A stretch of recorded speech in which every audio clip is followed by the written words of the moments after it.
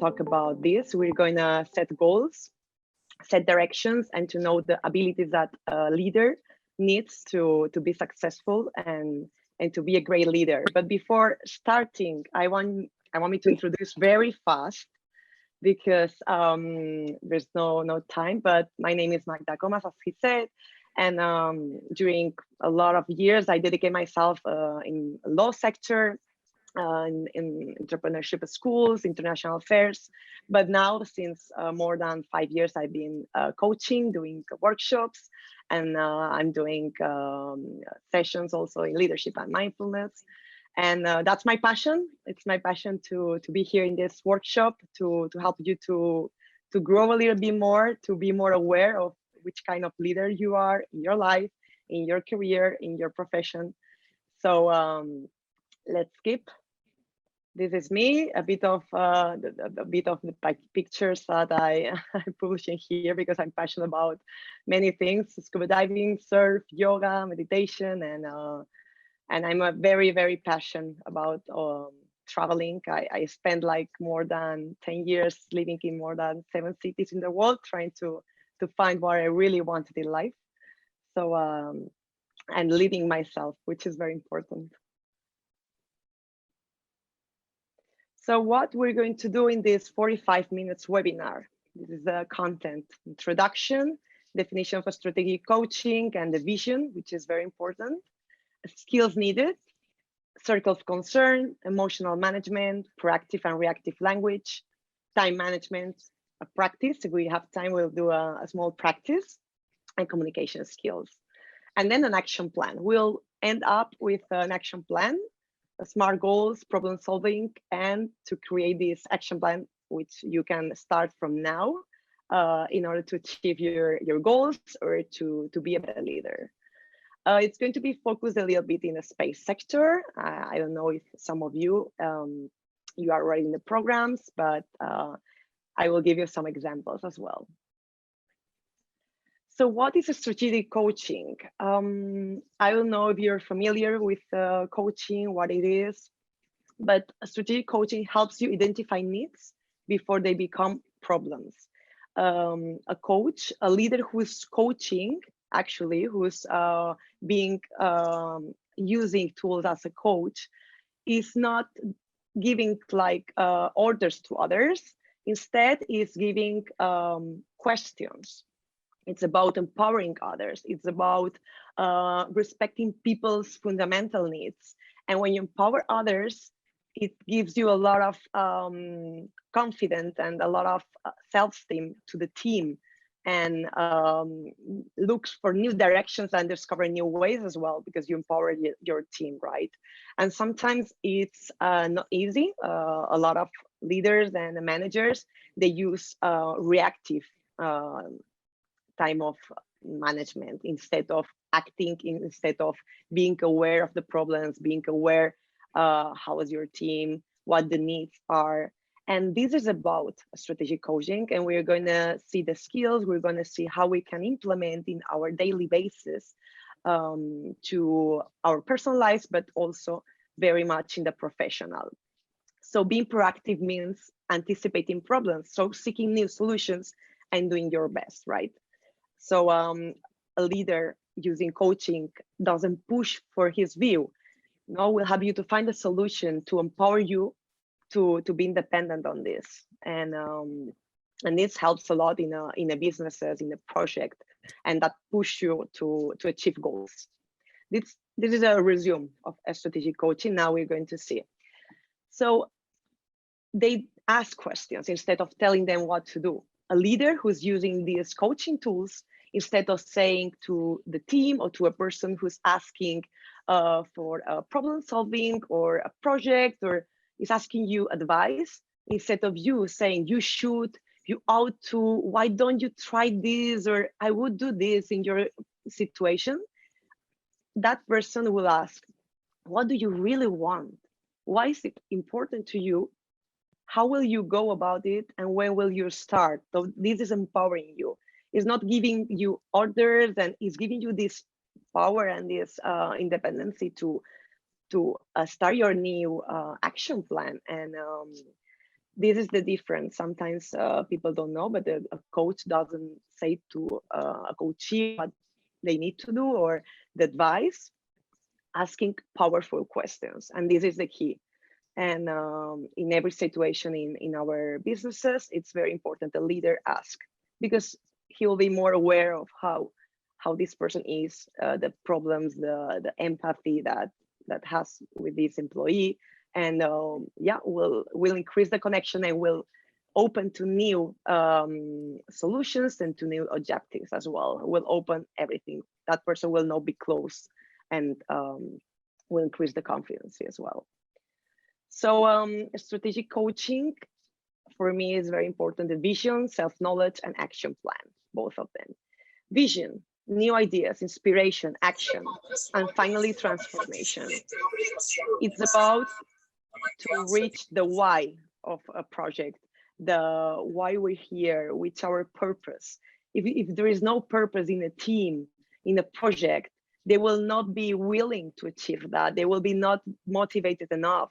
So putting some clear mission behind what you are trying to achieve makes it much easier to talk to your team about it, help them to be more connected, more engaged, and you're sharing the passion as well, no? The enthusiasm, the belief, and they know the path, which is the yeah, the mission, no? And your team on board with your vision will be more engaged. So yeah, it's creating a reference. But for this, you need self-knowledge. You need to know also who you are, how you respond to situations instead of reacting to them, which fears do you have, how the stress is involved on you. So self-knowledge, knowing yourself, it's crucial when you are a leader who uses strategic coaching.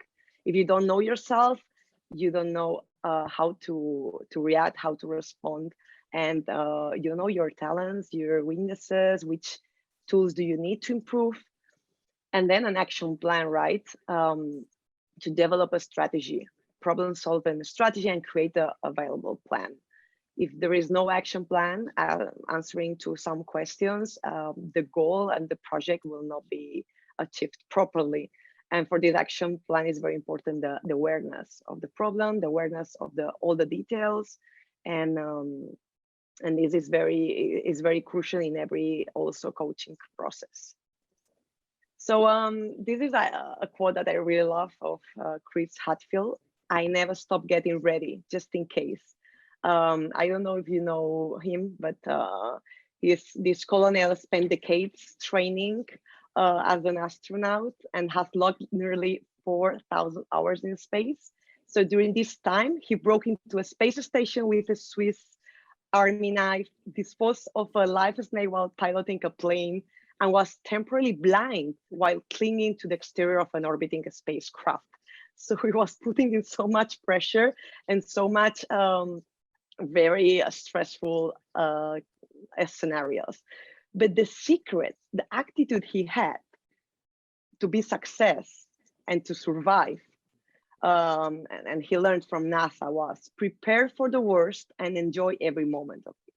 To be prepared, and in order to be prepared, you need to be aware. You need to be prepared in order to achieve that goal, in order to be released. Your mind will be calm if you are ready. If you just anticipate the problems, then when these occur, you are prepared. You're just ready. And he gives a truly impressive lesson, no? The demonstration that in order to achieve a professional goal, we need great motivation, a momentum, and a vision. And this is something that sometimes we forget, right? But one of the quotes that he has as well is that competence means keeping your head in a crisis, sticking with a task, even if it seems hopeless, and improvising good solutions to tough problems when every second counts. It encompasses ingenuity, determination, and being prepared for anything. Being prepared for anything. And when something happens, when the stress situation, and in the space sector, there is a lot of pressure, there is a lot of uncertainty, like something that you don't expect to cure, and it occurs. When you are calm, when you are aware, when you are prepared psychologically, and you have a good attitude, everything is possible. And this is the secret. And he says also that the secret to success and survive in an unconventional philosophy, it's prepare for the worst and enjoy every moment of it. If you prepare for the worst, you try to manage that fear and everything will be easier. But also he believed in the power of negative thinking. So in his experience, he says fear comes from not knowing what to expect and not feeling you have any control over what's about to happen. So when you feel helpless, you are far away, more afraid than you would be if you knew the facts, what's going to happen exactly. So anticipating problems and figuring out how to solve them is actually the opposite of worrying. It's productive. And for this, you need to be a proactive person instead of reactive. And now we will see why I'm talking about the proactive and reactive attitude of a person. So skill one, in order to be a leader which uses this coach awareness, it's crucial. How you react. No, people can be reactive or proactive. So this is about the circle of concern and the circle of control. So reactive people are more in the circle of concern, which is the things that cannot control: economy, what other people think about you, political views of others, the news, and they are stressed, they are controlled for these external concerns, and the mind and everything, when they are working, when they are they are too much worrying on that, and your mind is too much on the circle of concern. And instead, where you live, where you work, what you read, what you buy, it's smaller. But if you are a proactive person, which leaders uses with coach strategies, a small circle of concern and a large circle of control. So a lot of time and energy is focused on issues that are within their control. Your attitude and enthusiasm, places you travel to, where you work, where you live, what you buy, what you read, articles, what your the skills you learn, and the rest is minimum. So, I mean, it's about an attitude, not being pushed for the things you cannot control, which gives you a lot of energy, right? If you keeps energy away, if you're too much focused on the things you cannot control, and you cannot do anything to avoid. So it's very important to try at least to separate those and be aware where you are. Are you being reactive or are you being proactive? If you are being reactive, you are wasting so much energy on those issues you cannot control. An example, what can we control? Our actions, reactions, emotions, decisions, interpretations, acceptance. So that's the example I explained before, right? If you are prepared for the worst, if you are prepared, your attitude is proactive. So your actions, your reactions, when you are in this stressful situation, in this problem, if your attitude is about, instead of reaction, responding, everything is going to be good. So the actions will be from your soul in peace. You're not going to react being stressed, because you are stressed, you are blocked, you are paralyzed, you don't act. But the things you cannot control, the actions of others, the reactions of others, emotions, decision-making process, how others interpreted price actions, and physical events. Those things you cannot control. And sometimes it's just being aware and let it go. The things you cannot control, don't focus too much, because you will waste time, energy, and you will be away from the focus when you're working, when you are in project. And it's about prioritizing as well. Skill 2, how do we deal with uncertainty and manage your emotions? In this case, when you are in a situation with uncertainty, you feel fear, how you, because it's easy to talk, right? But to do in the practice is complicated. So awareness to the present moment, and know your emotions, your personal strengths and weaknesses, and having a strong sense of your own worth. And meditation is a tool, no? Your breath, how you feel. If your body also is relaxed, your mind will be relaxed, you will be more focused, your creativity will increase. And when something happens that you don't know, like uncertainty and the fear comes, you will be more aware in the present moment. Your mind will not be in the future or in the past, which takes a lot of energy and time. And then also gratitude and empathy, being thankful for what you have. You will end up also like seeing. Hi, if you don't mind, please to silence yourself, please. So yeah, everyone, thank you. So gratitude, it's also being gratitude. You have the control that everything in your life is good. You have enough. You focus on abundance. You don't regret. You are not in negative feelings. And for me, it's crucial. Like every night, I just say 3 things I'm grateful for. That gives me satisfaction and gives me a sense that everything is good, everything is fine. You're not worried. And then focus on what you can control. We were talking about stay focused on what's within your control, and you will live your life in a sunshine state of mind for everything. If you work in the space sector, it's crucial to be focused on the things you can control. And if you're focused on that, the rest will come, and you will be prepared because your attitude will be in the awareness of the present moment, and you will feel calm, and everything will be easier. So what's emotional management? It's a skill very, very important for leaders. Is the ability to help you to regulate your emotional responses to situations. They are key part of emotional intelligence, which is a term that refers to person's ability to identify, understand their own emotion, those of other people as well. It's not just you, it's your team and the people around you. So training with meditation by focusing on your breath keeps our mind in the present, and being aware allows us to clearly see our mind's patterns and let go, to see which fears we have, how we are going to react to something. And emotional management it's crucial, and sometimes when we were younger they don't teach us how to see our emotions and how to transform them. Otherwise it affects us, and it can affect our work and our personal life as well. So yes, it's easy to talk about that, but how to manage fears? Those are questions very, very important. When you have a fear, when there is a problem that you're very worried about, imagine you're going to work in a project, and you are the only responsible, there is so much pressure on you, and you have a fear. Those questions is kind of a strategy to dissolve the fear. You ask yourself, what is worrying me exactly? You put like a sample. It is fear, but which is the probability to occur?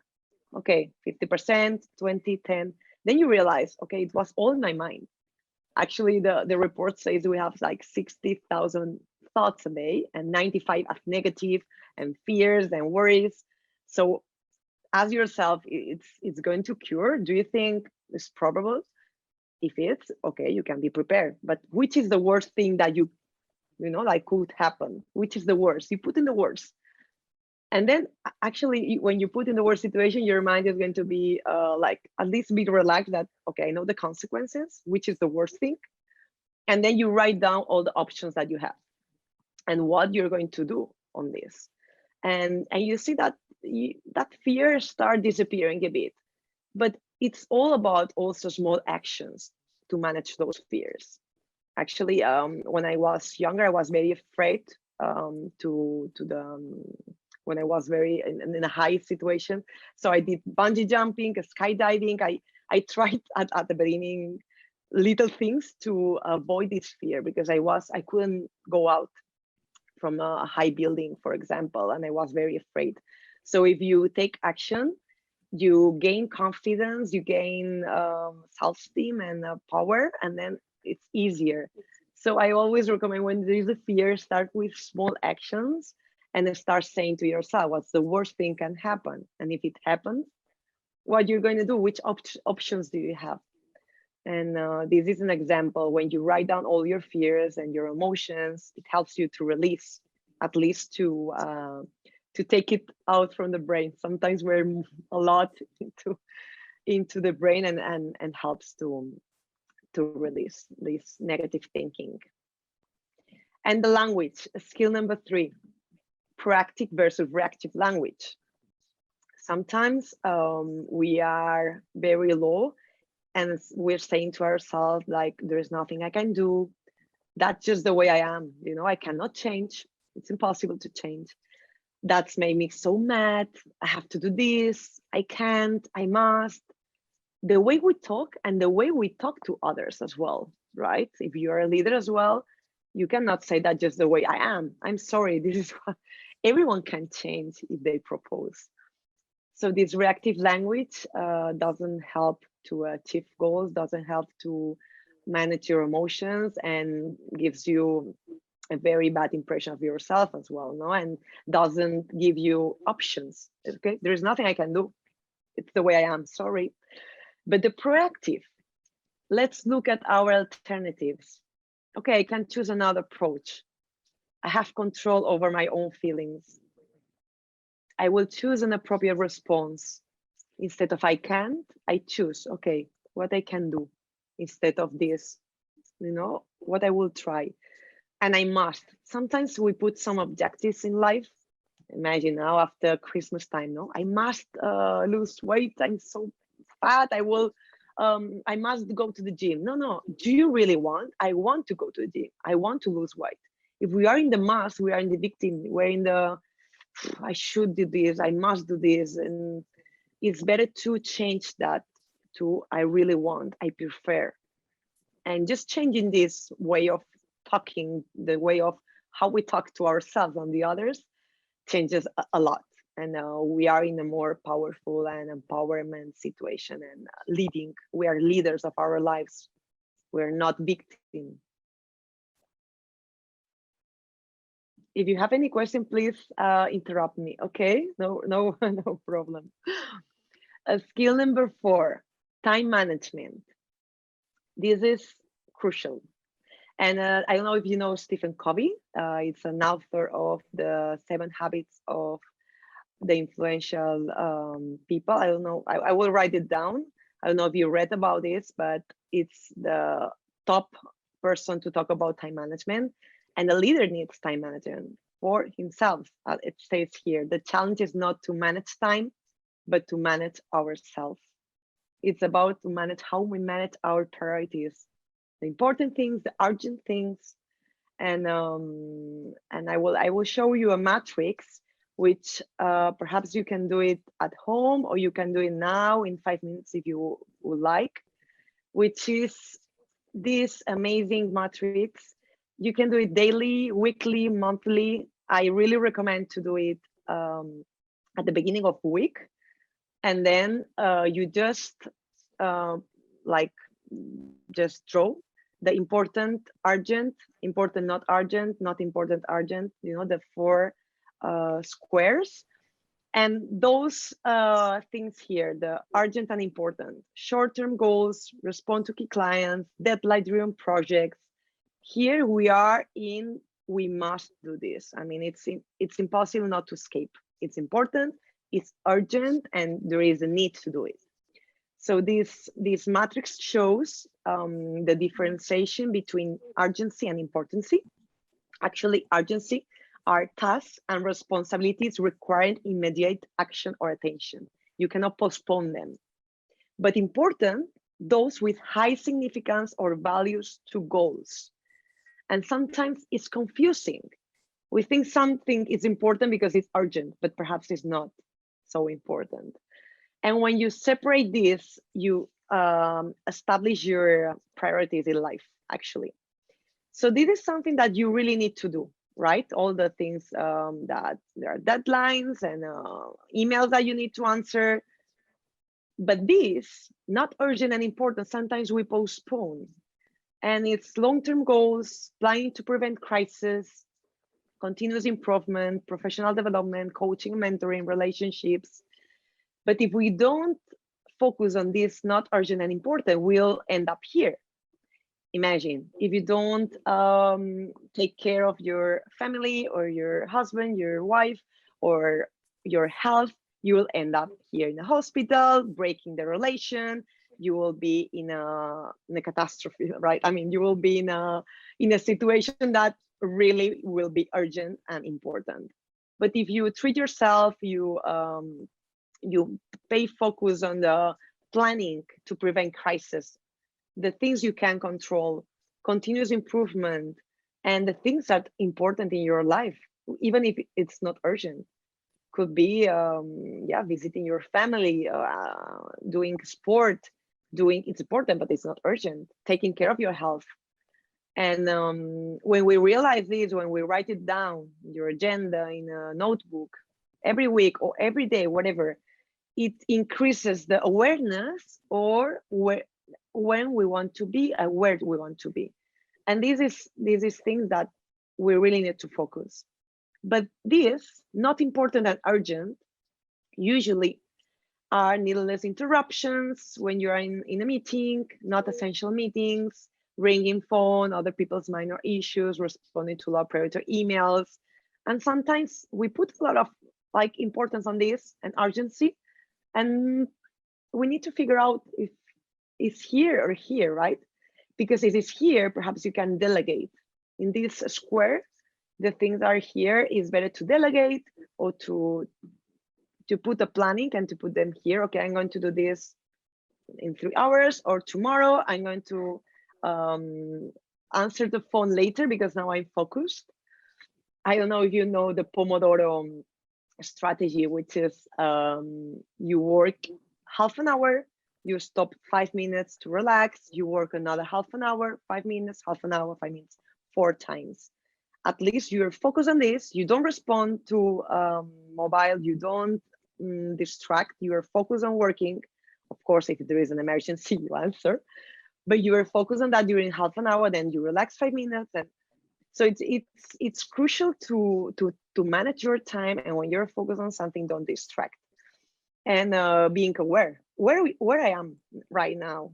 I'm here in the urgent important, I'm here, or I'm here. This is not urgent and not important, which be being in social media, on Instagram, Facebook, you're losing time, or doing things, it says pleasant work activities that less experienced people could do, and social media, workplace, WhatsApp, whatever this, it's preferable to eliminate from your agenda or try to avoid, or at least being aware how many time you spend there. Because people say, I don't have time, but everyone has 24 hours a day. Everyone has the same time, but we don't prioritize the things. So I would like you just 1 minute to take a clear vision of this. I don't know if you have any question. At the beginning could be a bit complicated, but later I will write down on the chat the name of the book, which is it's amazing. It's one of the best. The Stephen Covey, the 7 Habits of Highly Effective People. And it's easy. You just draw this in a small piece of paper, and you put the things that you don't want to lose from your agenda, or you don't want to, you want to focus, and it's important to put also some timelines. Okay, in 2 weeks I need to finish this, or Tuesdays, Thursdays I'm going to do sport, or like to put some timelines. Otherwise you will lose the objective. I don't know if you have any questions from here.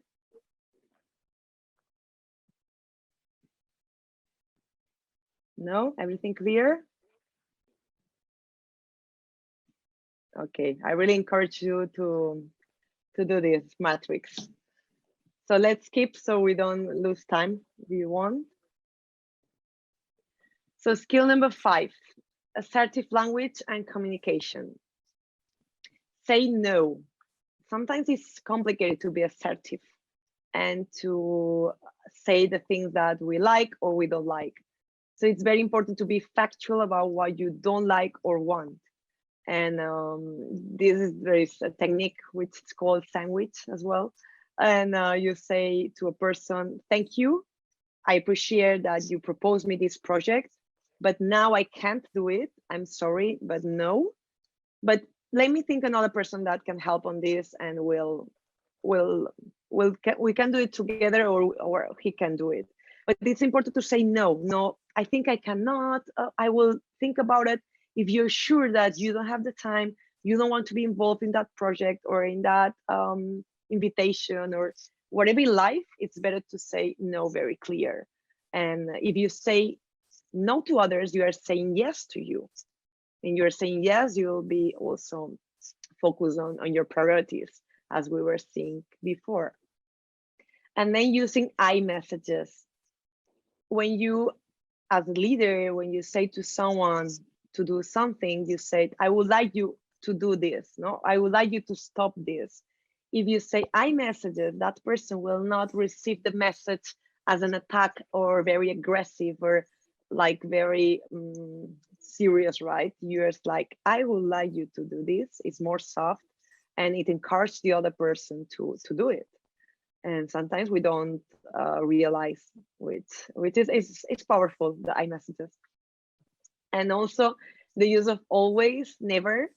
Actually, I eliminated from my my vocabulary because sometimes are inaccurate. When you say to a person, you're always arriving late, you're always a disaster, you always do mistakes in the reports, you always, it's always like this, really? Or sometimes I do things well. That doesn't help for your self-esteem, for your inner motivation to work, and as well as never, no? You never do things good. You never going to do it. And sometimes the never is, yeah, never, really. I never arrive on time. I never finish the reports on time. So it's complicated, and it involves discussions with your partner in your professional career, always and never. Or to say to a person, you are like this, you are a disaster, you are disorganized, you are, it's very powerful, you are. So instead of you are, you change it for an act, a verb. No, imagine I'm taking this glass and I steal it and I run away.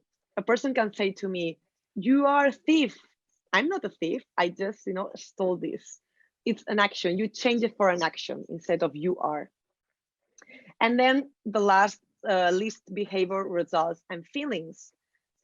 Everything. When you are in a work scenario or personal, when you say things to the others that you don't like, for example, when you, and you say the behavior, when you act like this, then the results are like, I don't feel confident, and I feel that I'm losing my patient, or I'm, whatever it says. When you say that their behavior is reacting on you, it's not because they are like that, it's you are affected. I'm sorry, but the way you are acting, it's affecting myself, and I feel like this. No one can be angry, no one can. And as leaders, we need to be also very accurate on that and being aware, no? When we say to our employees, when you act like this, then the results are da da da da, and I feel. And this is a way of the language communication, and increases motivation in the team, of course. Being aware of how you use your language to be more proactive and not reactive, and of course, not shouting and trying to use soft language. Hi, Magda, I have a question. Yes, this is Chiara. Hi, Chiara. How easy is to use these skills if you have a big group? Because if it is a communication one-to-one or one-to-two people between a manager and the team, then maybe it is a bit easier. But if you're managing, and I find myself in a situation where I deal with 15, 20 people at the same time, then how easy is it to apply to big groups? Okay. Yes, Chiara, thank you. Which one of them? You say in general, the language you use in big groups, or some of them? Yes, a bit in general, but especially when you say the use of I, it becomes a bit more difficult. The no, maybe I can see how this is done, and the strong verbs like always, never. This I find it sometimes I can use, but sometimes when we have like approaching strong deadlines, it becomes really difficult for me to say to leave it a bit open. Yes. Okay, I understand. Yeah. If you are in a group, if there is a deadline, if there is something that it's needed to say, and it's really always, no, imagine it's something very specific and there is no other option. It's always like that. No, imagine if you fail doing this project or this specific task, if you fail, you always going to receive this. So, I mean, it's good that you ask this, because it's not always in all the situations, right? If you are in a group and you are trying to explain a project, explain a task, of course, sometimes you can use always or never. I mean, it's not something like forbidden, right? But imagine if you are the leader in a team, when you use I like you, you know, it's more soft language when you are asking a task or asking a report, asking for something. I like you to do this as soon as possible because it's important, or I like you, instead of do this, or please, I need this as soon as possible. It's more soft. And even if you are in a bunch of group, and also the list of behavior, not the results, when as well you can use it in a group, the results, how makes you feel. And it's true that perhaps it's more one-to-one communications, but it can be used. I don't know if I answered you, Chiara, more or less. Yes, thank you very much, Magda. Yes. Okay, you're welcome. So sometimes, yes, you can use always, never, and it depends on the situation. Thank you. So SMART goals, for leadership goals to be effective and to occur, they need to meet the standards set by SMART. And this is something that sometimes we don't pay attention, but in every objective in life, but if we are we're talking now in the professional world,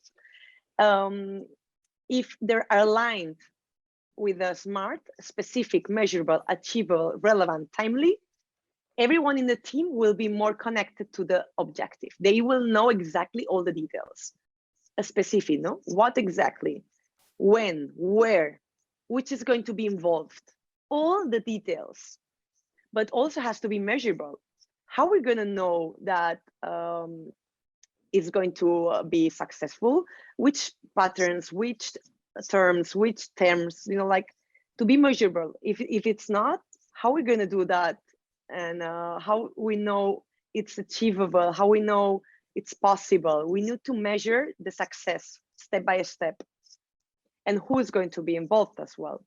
But achievable, no? Sometimes we have very objectives, very long term and impossible. They need to be achievable. How we're going to do it exactly? Tell me all the details. It is possible, it is not possible. No, you want to go to a planet, imagine a planet far away or whatever. It's feasible, it's achievable. No, okay, let's move.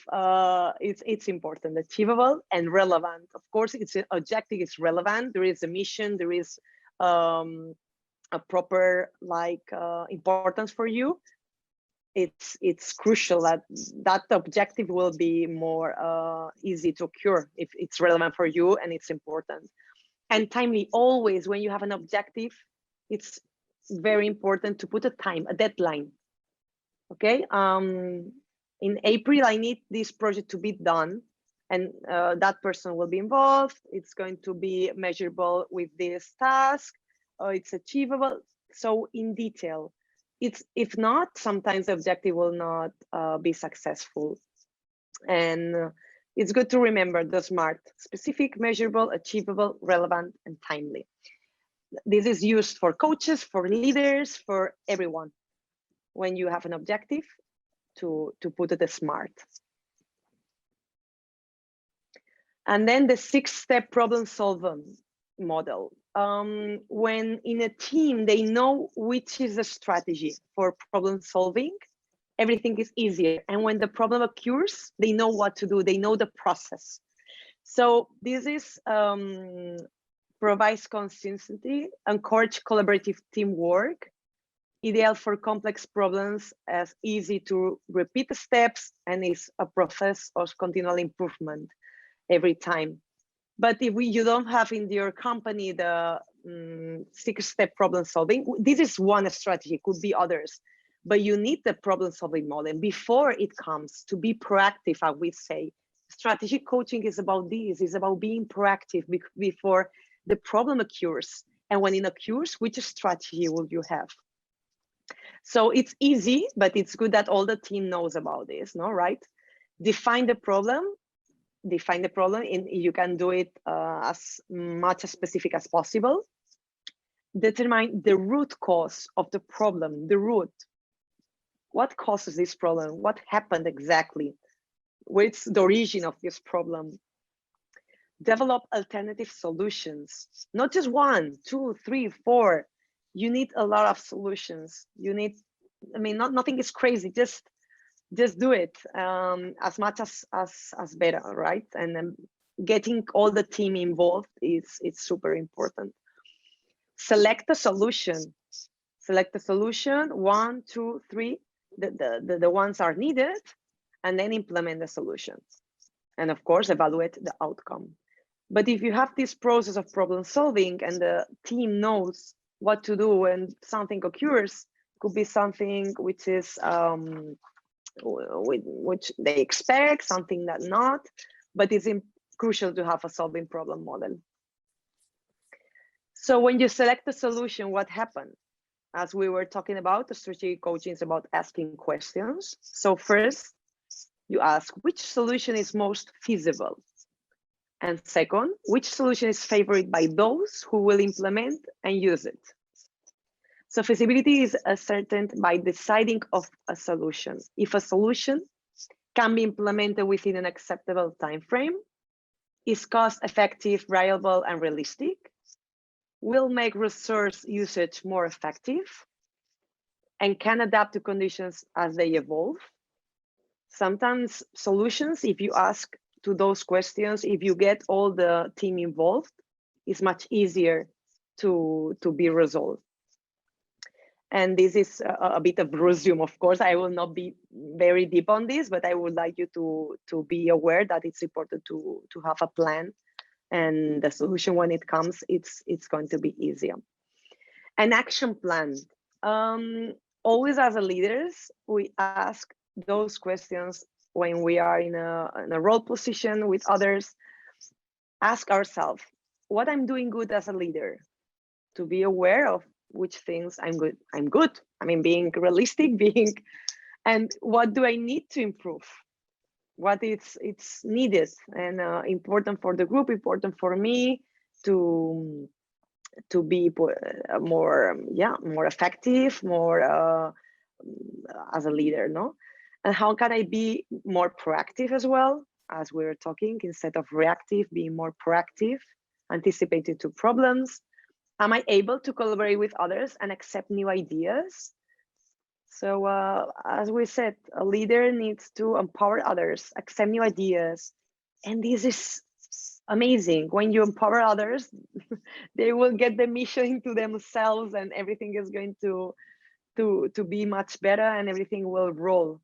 And but you need to accept new ideas, and okay, I'm the leader. all the pressure is on me. No, accept it, try new things, will open up, we will, yeah, will increase the innovation as well in your company.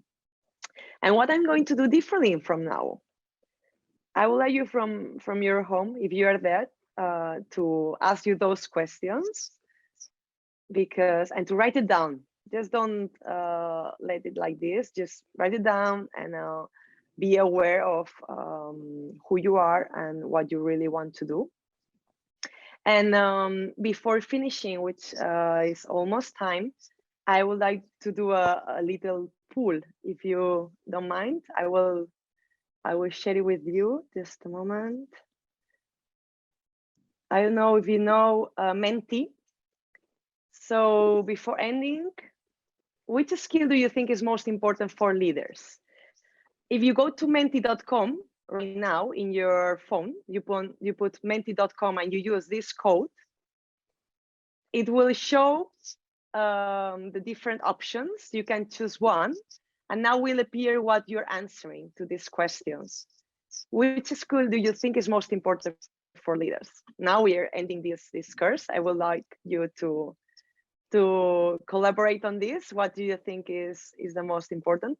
Everyone, you know, can choose the one is good for you. Okay, one is vision. Perfect. Let's wait a bit, people to respond. Okay, emotional intelligence.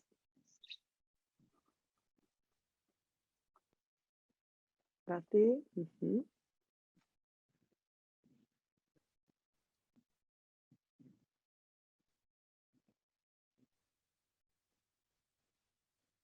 All right, someone else?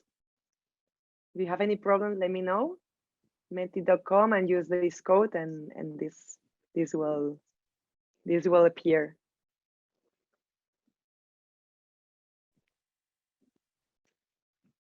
Okay, for the moment, vision, emotional intelligence, empathy. The three of them, of course, are important.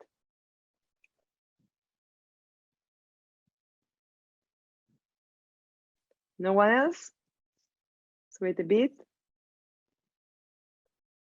Great listener, yes. Ability to motivate others.